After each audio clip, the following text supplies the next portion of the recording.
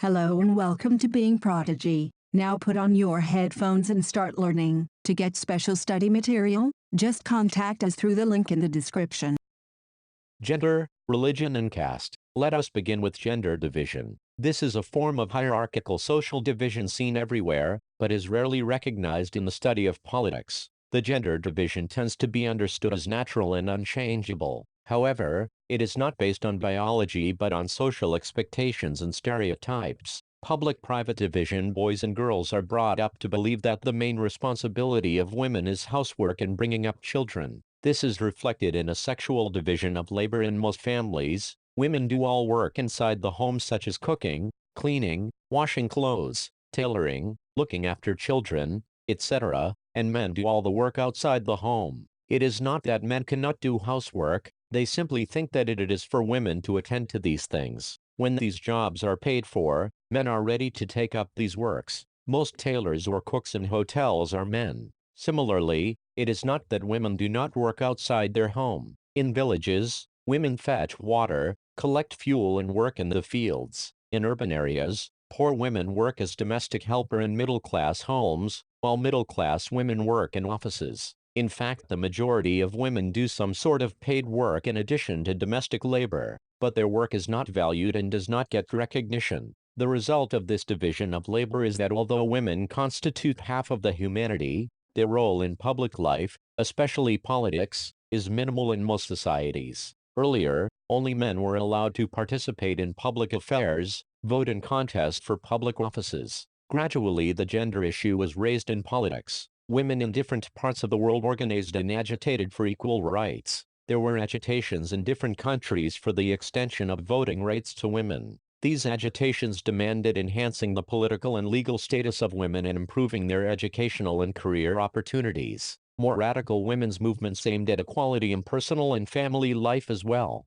These movements are called feminist movements. Political expression of gender division and political mobilization on this question helped to improve women's role in public life. We now find women working as scientists, doctors, engineers, lawyers, managers and college and university teachers, which were earlier not considered suitable for women. In some parts of the world, for example in Scandinavian countries such as Sweden, Norway and Finland, the participation of women in public life is very high. In our country, women still lag much behind men despite some improvements since independence. Ours is still a male-dominated, patriarchal society. Women face disadvantage, discrimination and oppression in various ways. The literacy rate among women is only 54% compared with 76% among men. Similarly, a smaller proportion of girl students go for higher studies. When we look at school results, girls perform as well as boys, if not better in some places, but they drop out because parents prefer to spend their resources for their boys' education rather than spending equally on their sons and daughters. No wonder the proportion of women among the highly paid and valued jobs is still very small. On an average, an Indian woman works 1 hour more than an average man every day, yet much of her work is not paid and therefore often not valued.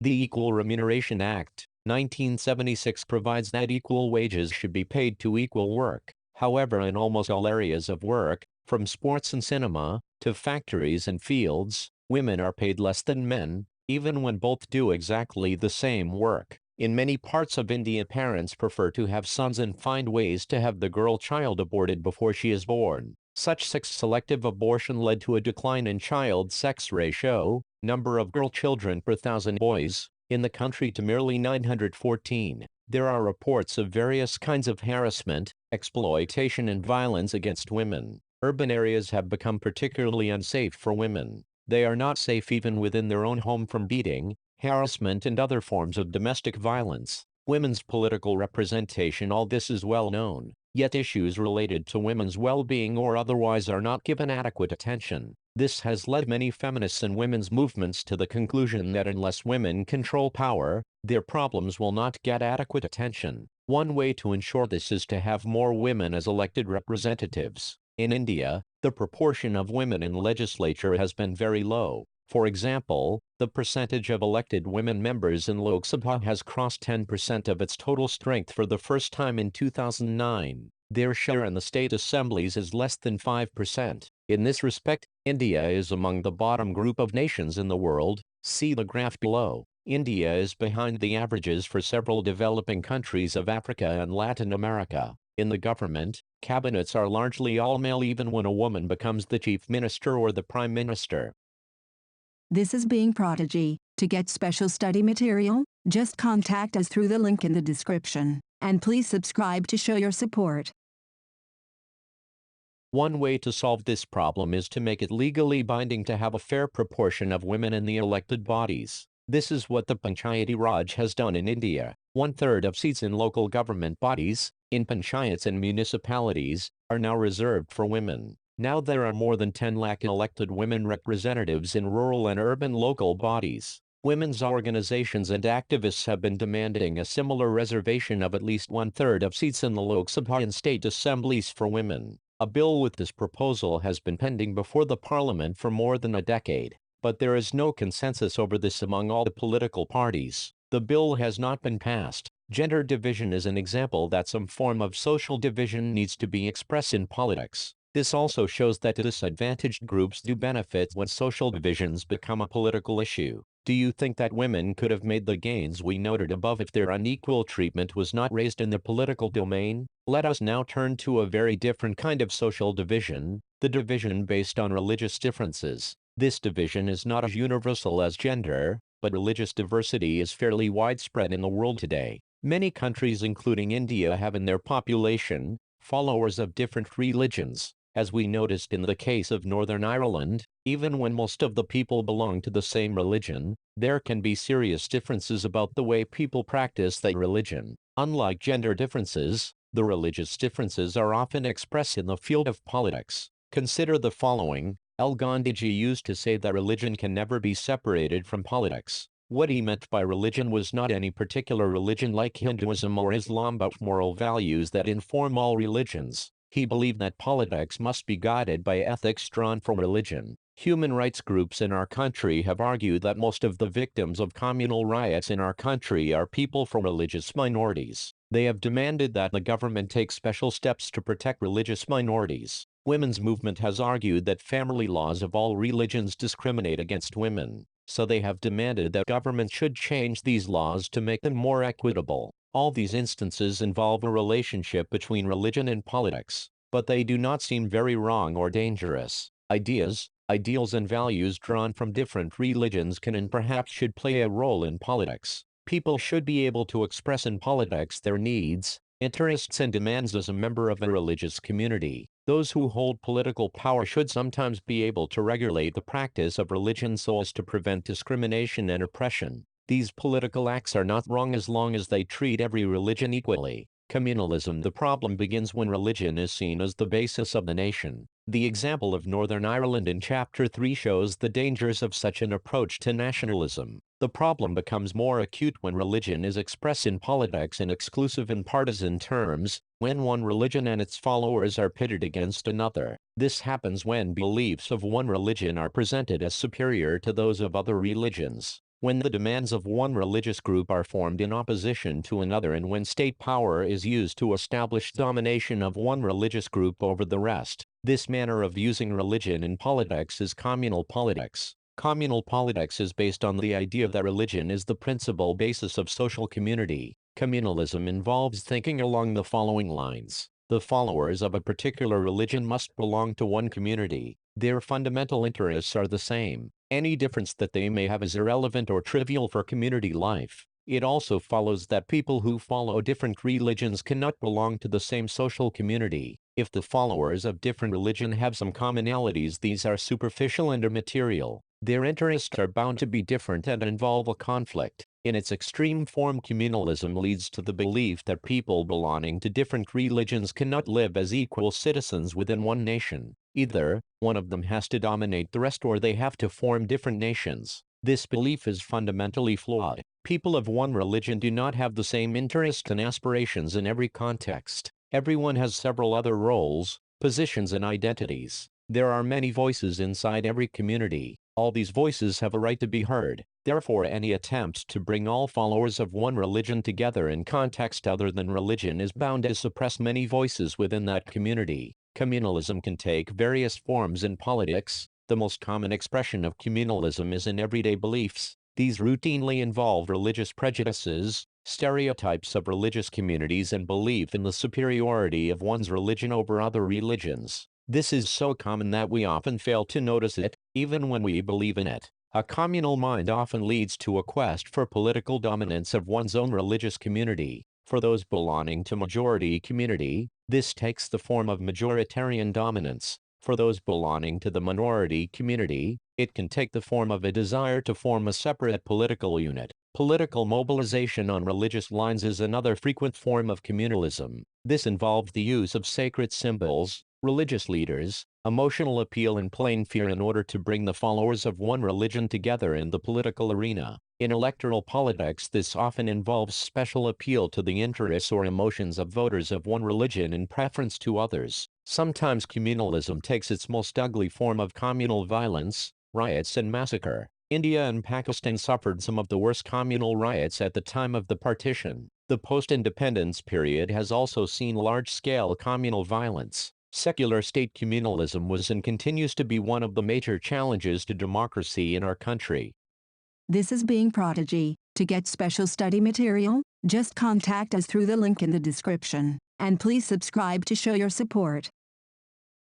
The makers of our Constitution were aware of this challenge. That is why they chose the model of a secular state. This choice was reflected in several constitutional provisions that we studied last year. There is no official religion for the Indian state. Unlike the status of Buddhism in Sri Lanka, that of Islam in Pakistan, and that of Christianity in England, our Constitution does not give a special status to any religion. The Constitution provides to all individuals and communities freedom to profess, practice and propagate any religion, or not to follow any. The Constitution prohibits discrimination on grounds of religion. At the same time, the Constitution allows the state to intervene in the matters of religion in order to ensure equality within religious communities. For example, it bans untouchability. Understood in this sense, secularism is not just an ideology of some parties or persons. This idea constitutes one of the foundations of our country. Communalism should not be seen as a threat to some people in India. It threatens the very idea of India. That is why communalism needs to be combated. A secular constitution like ours is necessary but not sufficient to combat communalism. Communal prejudices and propaganda need to be cast in politics. We have seen two instances of the expression of social divisions in the arena of politics, one largely positive and the other largely negative. Let us turn to our final case, that of caste in politics, that has both positive and the negative aspects. Caste inequalities. Unlike gender and religion, caste division is special to India. All societies have some kind of social inequality and some form of division of labor. In most societies, occupations are passed on from one generation to another. Caste system is an extreme form of this. What makes it different from other societies is that encountered in everyday life, and religion-based mobilization needs to be countered in the arena of politics. This system, hereditary occupational division, was sanctioned by rituals. Members of the same caste group were supposed to form a social community that practiced the same or similar occupation, married within the caste group, and did not eat with members from other caste groups. Caste system was based on exclusion of and discrimination against the outcast groups. They were subjected to the inhuman practice of untouchability, about which you have studied in Class IX. That is why political leaders and social reformers like Jyotirao Phule, Gandhiji, B.R. Ambedkar and Periyar Ramaswamy Naikar advocated and worked to establish a society in which caste inequalities are absent. Partly due to their efforts and partly due to other socio-economic changes, castes and caste system in modern India have undergone great changes. With economic development, large-scale urbanization, growth of literacy and education, occupational mobility, and the weakening of the position of landlords in the villages, the old notions of caste hierarchy are breaking down. Now, most of the times, in urban areas it does not matter much who is walking along next to us on a street or eating at the next table in a restaurant. The Constitution of India prohibited any caste-based discrimination and laid the foundations of policies to reverse the injustices of the caste system. If a person who lived a century ago were to return to India, she would be greatly surprised at the change that has come about in the country. Yet caste has not disappeared from contemporary India. Some of the older aspects of caste have persisted. Even now most people marry within their own caste or tribe. Untouchability has not ended completely, despite constitutional prohibition. Effects of centuries of advantages and disadvantages continue to be felt today. The caste groups that had access to education under the old system have done very well in acquiring modern education as well. Those groups that did not have access to education or were prohibited from acquiring it have naturally lagged behind. That is why there is a disproportionately large presence of upper caste among the urban middle classes in our country. Caste continues to "I don't care what my caste is." Why are we discussing all this in the textbook? Are we not promoting casteism by talking about caste be closely linked to economic status? Caste in politics, as in the case of communalism, casteism is rooted in the belief that caste is the sole basis of social community. According to this way of thinking, people belonging to the same caste belong to a natural social community and have the same interests which they do not share with anyone from another caste. As we saw in the case of communalism, such a belief is not borne out by our experience. Caste is one aspect of our experience, but it is not the only relevant or the most important aspect. Caste can take various forms in politics. When parties choose candidates in elections, they keep in mind the caste composition of the electorate and nominate candidates from different castes so as to muster necessary support to win elections. When governments are formed, political parties usually take care that representatives of different castes and tribes find a place in it. Political parties and candidates in elections make appeals to caste sentiment to muster support. Some political parties are known to favor some castes and are seen as their representatives. Universal adult franchise and the principle of one person, one vote compelled political leaders to gear up to the task of mobilizing and securing political support. It also brought new consciousness among the people of castes that were hitherto treated as inferior and low. The focus on caste in politics can sometimes give an impression that elections are all about caste and nothing else. That is far from true.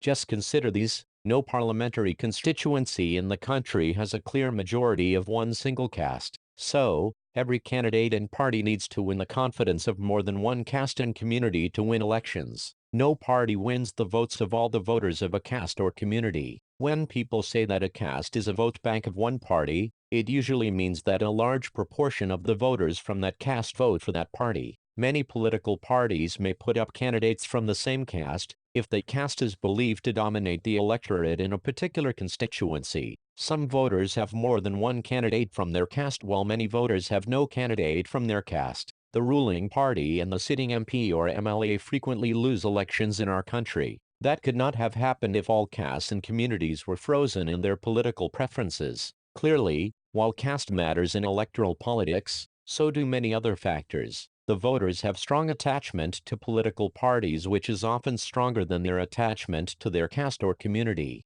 People within the same caste or community have different interests depending on their economic condition. Rich and poor or men and women from the same caste often vote very differently. People's assessment of the performance of the government and the popularity rating of the leaders matter and are often decisive in elections. Politics and caste. We have so far looked at what caste is to politics, but it does not mean that there is only a one-way relation between caste and politics. Politics too influences the caste system and caste identities by bringing them into the political arena. Thus, it is not politics that gets caste-ridden, it is the caste that gets politicized. This takes several forms. Each caste group tries to become bigger by incorporating within it neighboring castes or sub-castes which were earlier excluded from it. Various caste groups are required to enter into a coalition with other castes or communities and thus enter into a dialogue and negotiation. New kinds of caste groups have come up in the political arena, like backward and forward caste groups. Thus, caste plays different kinds of roles in politics. In some situations, expression of caste differences in politics gives many disadvantaged communities the space to demand their share of power. In this sense, caste politics has helped people from Dalits and OBC castes to gain better access to decision-making. Several political and non-political organizations have been demanding and agitating for an end to discrimination against particular castes, for more dignity and more access to land, resources and opportunities. At the same time, exclusive attention to caste can produce negative results as well. As in the case of religion, politics based on caste identity alone is not very healthy in a democracy. It can divert attention from other pressing issues like poverty, development and corruption. In some cases, caste division leads to tensions, conflict, and even violence. This is Being Prodigy. To get special study material, just contact us through the link in the description. And please subscribe to show your support. Thank you and happy learning.